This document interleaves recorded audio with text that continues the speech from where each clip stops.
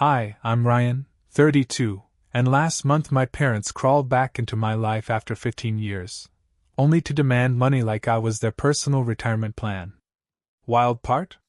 They're the same people who kicked me out at 17 because my golden child sister started a rumor tornado big enough to wipe out my entire life.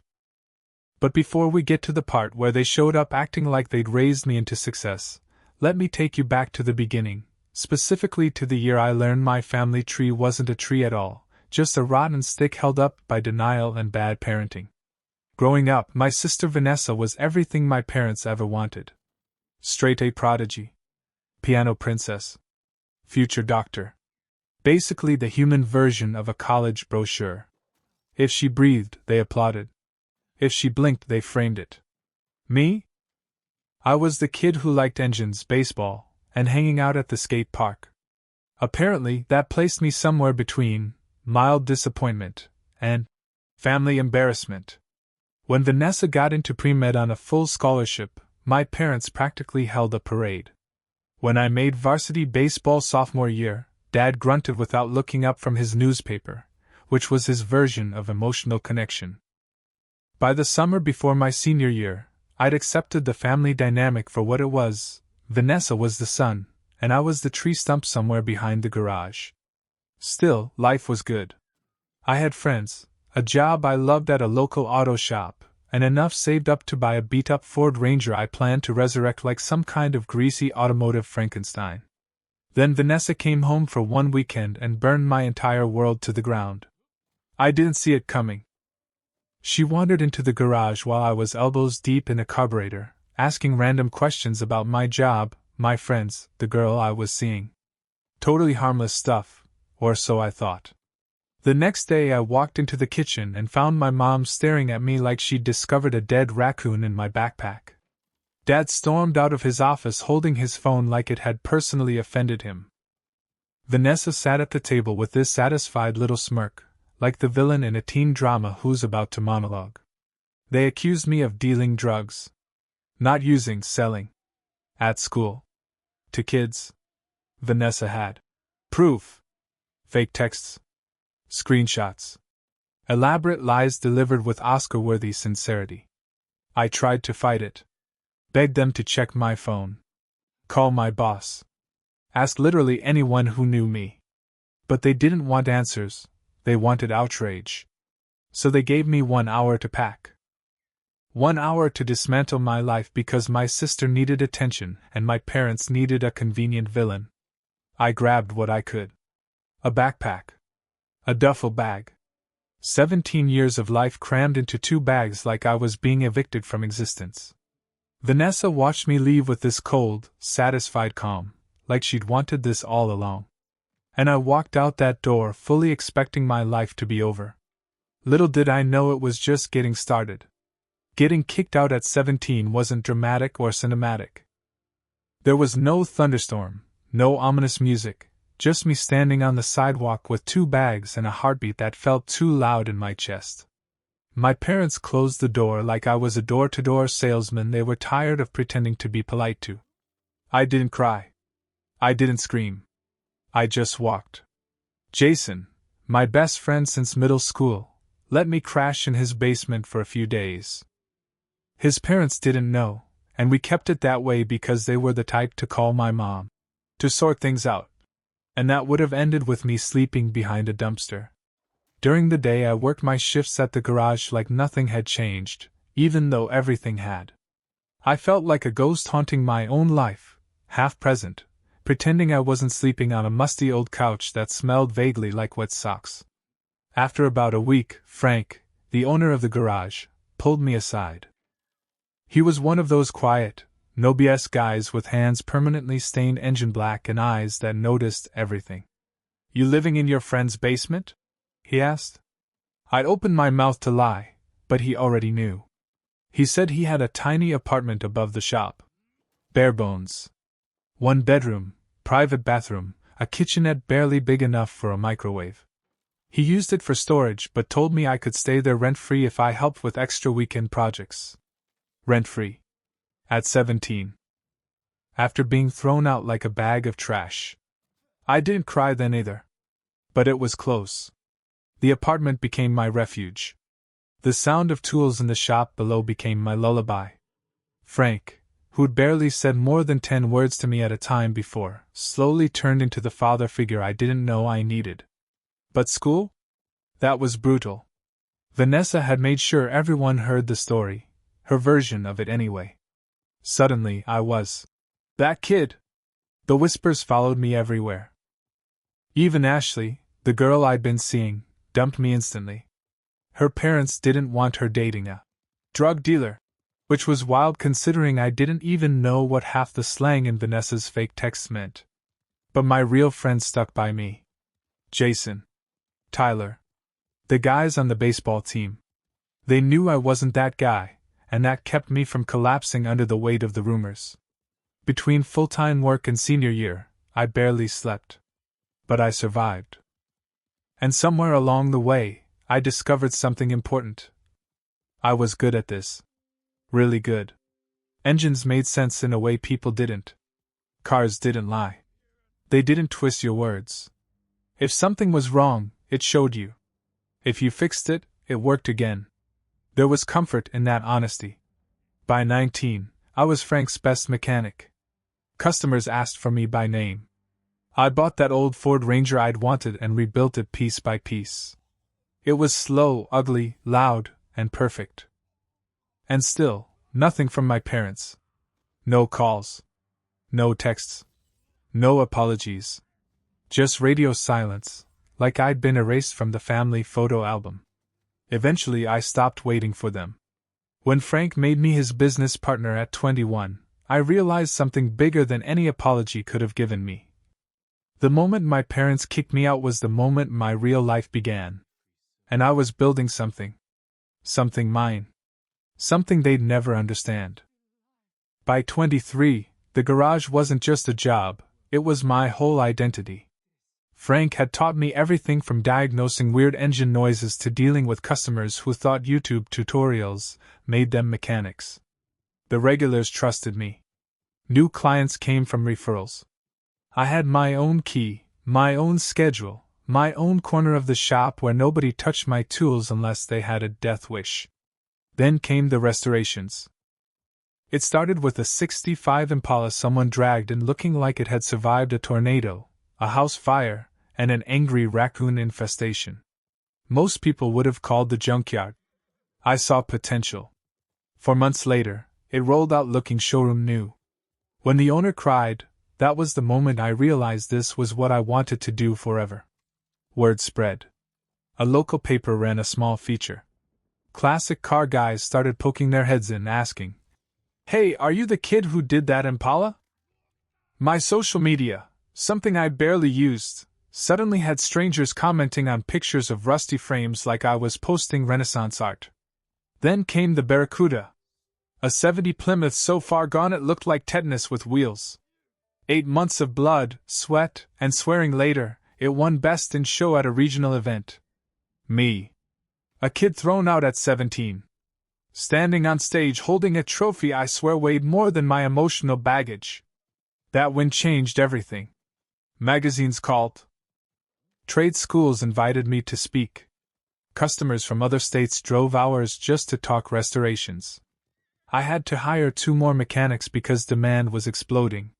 When Frank retired at 25, he sold me his half of the business for way less than it was worth. Said I'd earned it. Said he trusted me to take care of what he'd built. Owning the garage felt surreal.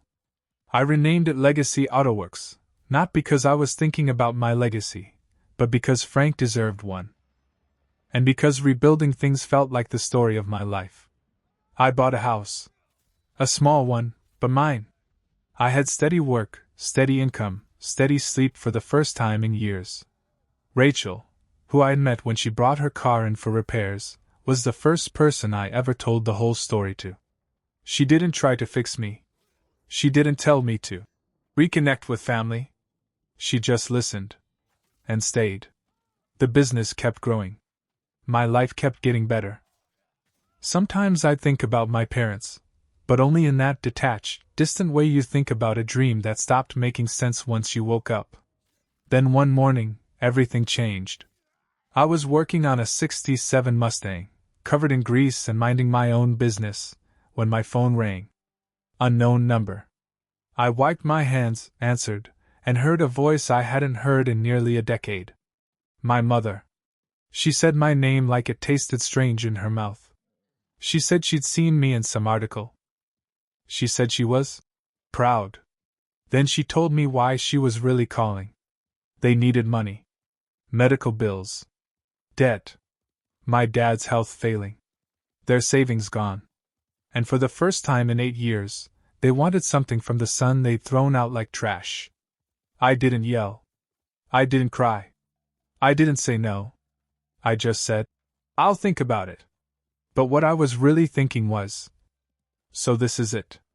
This is the moment everything finally comes to a head. Driving back to my parents' house after 8 years felt like walking into someone else's dream, a place I used to live but didn't belong to anymore. The neighborhood looked smaller. The house looked older. The lawn, once obsessively perfect, was patchy and overgrown. The place had aged the way guilt ages people, slowly at first, then all at once. My mom opened the door, and for a second I didn't recognize her. She'd shrunk somehow, grayer hair, deeper lines, a tiredness that looked permanent. She moved in for a hug, but I stepped back. She froze, her arms hovering like broken antennae before she let them fall. My dad was in his recliner, thinner than I remembered, but still with that same scrutinizing stare. The one that once made me feel small. Now it just made him look like an aging man holding on to authority that had expired a decade ago. I didn't sit. I didn't take off my jacket. I asked immediately, "Why did you really call me?" My mom went into the same speech she rehearsed over the phone: medical bills, debt, dad's health issues, insurance being unfair, their savings wiped out. I let her talk until she ran out of steam. Then I asked the question that had been sitting on my chest since I was 17. "Did you ever find out what Vanessa did to me?" The room went still. No movement. No breathing.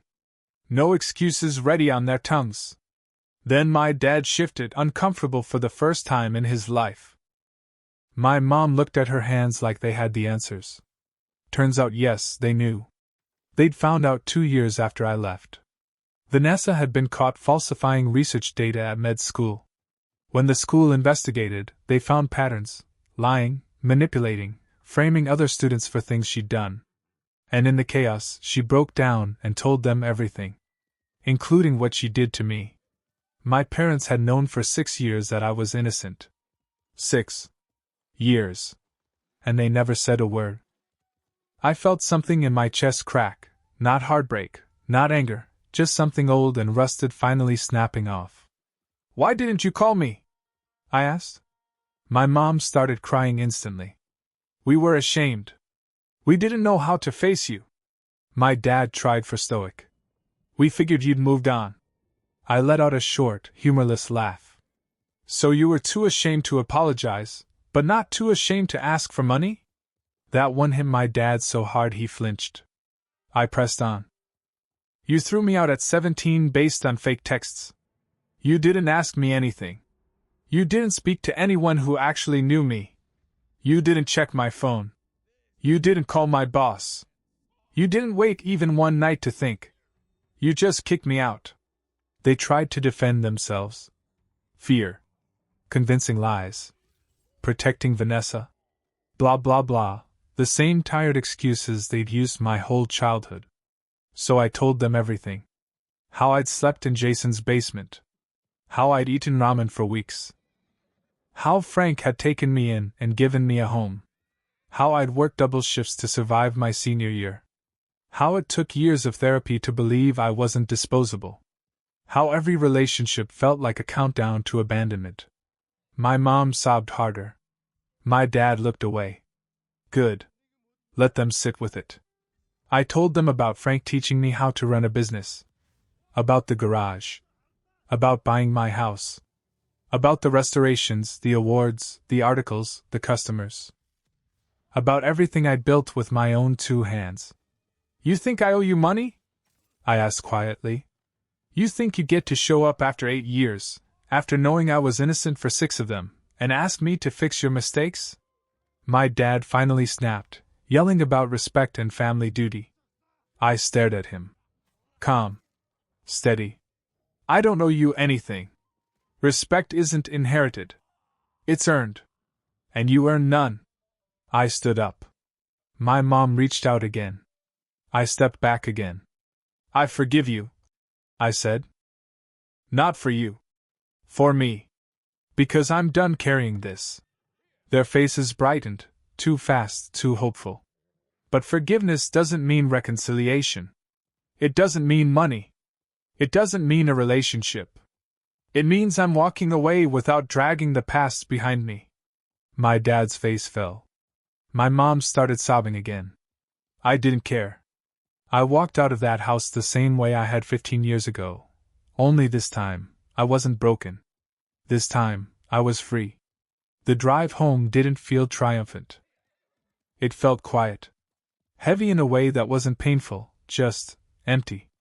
Like I'd finally cleaned out a room in my mind that had been cluttered for years, and now all that was left was space I didn't know what to do with yet. When I walked through my front door, Rachel didn't bombard me with questions. She wrapped her arms around me and let me stand there for a while, processing everything in silence. Later, after I told her the full story, she said something simple that hit deeper than anything my parents said that entire visit. You didn't go there to fix them. You went to free yourself. And she was right. For weeks afterward, my mom tried calling again. I didn't answer. I didn't block her. Blocking feels like anger, and I wasn't angry anymore. I was done. Eventually, the calls slowed, then stopped. A mutual acquaintance mentioned they'd sold their house and moved into an apartment. I felt nothing. Not joy, not guilt, not vindication. Just neutrality. Meanwhile, my life kept moving forward. The garage expanded faster than I could keep up with. I hired 2 more mechanics, then a receptionist because the phone wouldn't stop ringing. I upgraded the equipment, opened a second bay, and launched a wait list for restoration work that reached 6 months long. People from out of state started shipping their cars to me. I even began teaching weekend classes at the local trade school, hands-on sessions showing kids how to rebuild small engines. That's where I met Brandon. He was 17, rail-thin, always greasy, and had the same look in his eyes I used to see in the mirror at that age, the look of a kid who loves something his parents don't understand. They wanted him to be an engineer. He wanted to be a mechanic. I took him under my wing. Showed him how to diagnose problems by sound alone. Let him shadow me in the shop. Gave him a part-time job when he proved himself. Frank had done it for me. It felt right to do it for someone else. Then one afternoon, about a year after I'd confronted my parents, I got a letter. The handwriting was trembling and familiar in the worst way. Vanessa. For a solid minute, I debated throwing it straight into the trash. But curiosity is a stubborn thing, and when you spend your life rebuilding broken things, part of you always wonders what's salvageable. The letter was long. Pages. Not dramatic. Not manipulative. Just honest. She admitted everything. The lies. The jealousy. The insecurity. The pressure she'd been under. How she'd burned down anything that threatened the perfect image our parents needed her to be. She said she'd been in therapy. Said she'd wrecked more than just my life. Said she wasn't asking for forgiveness because she didn't think she deserved it. Said she just wanted me to know she was sorry. At the end, she wrote, I don't expect anything from you. If you never write back, I'll understand. For 3 days the letter sat on my kitchen counter like an unopened wound. Eventually, I wrote back. Not a novel. Not forgiveness. Just, I got your letter. Thank you for saying what you did. I hope you keep getting the help you need. Take care of yourself. I mailed it. She never replied. And that was fine. Some things don't need to be rebuilt. Some things are meant to stay in the past. Life moved on. Slowly, steadily, beautifully. Legacy Autoworks grew. Brandon started talking about opening his own place someday. Rachel and I talked about the future, kids, maybe someday. I began sleeping easier, laughing more, living instead of surviving. But the universe apparently likes timing, because just when everything felt stable, something happened that completed the arc in a way I never expected. A moment that reminded me how far I'd come, and how far from my old life I'd finally gotten. It happened on a Saturday morning, one of those quiet, perfect ones where the sun hits the garage just right and the coffee tastes stronger than your will to be productive. I was in the shop early, helping Brandon with a brake job while classic rock hummed in the background. The bell above the front door jingled. I didn't look up at first. People wandered in early all the time, customers checking on their cars, locals curious about the restorations, older guys wanting to talk shop. But then I heard a voice I recognized instantly. My father's. I froze. Brandon kept working, oblivious, humming off-key to the radio. I walked out front with the kind of slow, steady footsteps you use when approaching a wild animal that might bite. There he was, thinner, grayer, leaning slightly on a cane. Staring at the framed magazine features on the wall. Staring at the awards. Staring at the business he once said would lead me nowhere. He turned when he heard me. For a moment, he looked like the dad I'd wanted as a kid. Then reality settled, and he looked exactly like the man who'd thrown me out without hesitation. "Ryan," he said, quiet but steady. "What are you doing here?" He swallowed, eyes drifting across the shop, the lifts, the tools, the polished fenders of a '72 Chevelle we were restoring. All the things he once dismissed as wasting my potential. I wanted to see what you built. Not what I'd become. Not how I was doing. Not an apology. Just curiosity. "I saw the second article," he added. "And the videos. People talking about the business. I didn't realize that I wasn't a disappointment," I supplied. He winced. "That you made something of yourself." I waited. Silence filled the space between us like oil seeping into a crack. Finally, he said it. "I'm sorry. Not for the lies. Not for the years of silence. Not for choosing Vanessa's fantasy over my reality. Just, I'm sorry." And for once, it didn't land like a punch. It barely grazed me. I nodded. "Thank you for saying that." His eyes softened with hope. "Maybe we could." "No," I said gently. "We can't." He blinked. Twice. The hope dissolved. "I'm not angry anymore," I continued. "I'm not hurt. I'm not 16 and begging you to believe me. I've made peace with what happened. But I don't need you in my life.